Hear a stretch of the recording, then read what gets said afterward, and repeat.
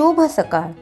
आदरणीय मुख्याध्यापक, शिक्षक वर्ग आणि माझ्या प्रिय मित्रांनो, आज आपण इथे एकत्र आलो आहोत आपल्या देशाचा 76वा प्रजासत्ताक दिन साजरा करण्यासाठी.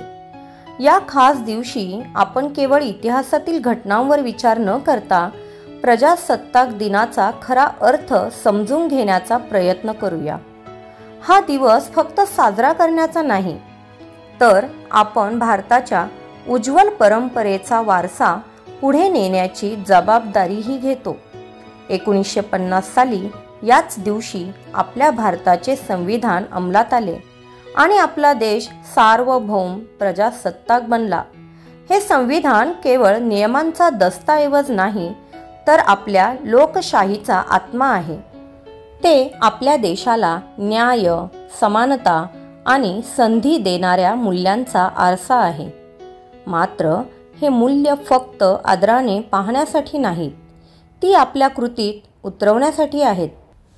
जेव्हा आपण आपल्या स्वातंत्र्य सैनिकांचा आणि महान नेत्यांचा विचार करतो, तेव्हा आपण त्यांना एक मोठे व्यक्तिमत्व मानतो. पण हे लक्षात घ्या, तेही आपल्यासारखेच सामान्य लोक होते, परंतु त्यांच्याकडे असामान्य जिद्द आणि दृढ निश्चय होता.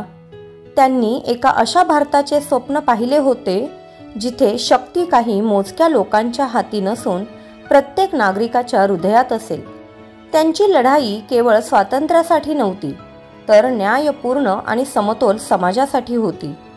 आता प्रश्न असा आहे की या प्रवासात आपली भूमिका काय आहे? आपण विद्यार्थी आहोत, म्हणून आपला देशासाठीचा वाटा मोठेपणी सुरू होईल असे आपण मानतो.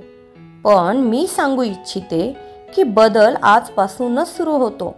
आपले जबाबदारीचे क्षण मोठे झाल्यावर नाही, तर आपण दररोज घेतलेल्या छोट्या निर्णयांपासून सुरू होतात.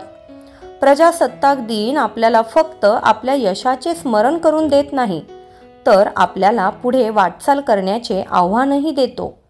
आपले शिक्षण फक्त आपले भविष्य उज्ज्वल करण्यासाठी न वापरता इतरांना उभारी देण्यासाठी वापरण्याचा संदेश तो देतो. पर्यावरणाचे रक्षण करणे, विविधतेचा आदर करणे आणि अन्यायाविरुद्ध उभे राहणे ही आपली जबाबदारी आहे. आपला भारत 1.4 अब्ज स्वप्नांचे घर आहे आणि त्यातील प्रत्येक स्वप्न साकार करण्यात आपले योगदान असावे. देशभक्ती फक्त झेंडा फडकवणे किंवा राष्ट्रगीत म्हणण्यात नाही, तर आपण केलेल्या छोट्या छोट्या चांगल्या गोष्टींतून दिसून येते. ते एखाद्याला मदत करणे असो, प्रामाणिक राहणे असो किंवा योग्य गोष्टींसाठी ठामपणे उभे राहणे असो.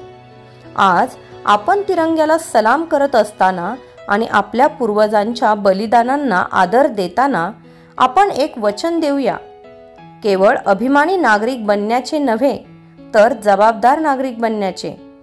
चला, आपण सगळ्यांनी मिळून प्रजासत्ताकाच्या भावनेला कधीच मावळू देऊ नये, तर प्रत्येक पिढीच्या बळावर ती अधिक बळकट करूया. जय हिंद. धन्यवाद.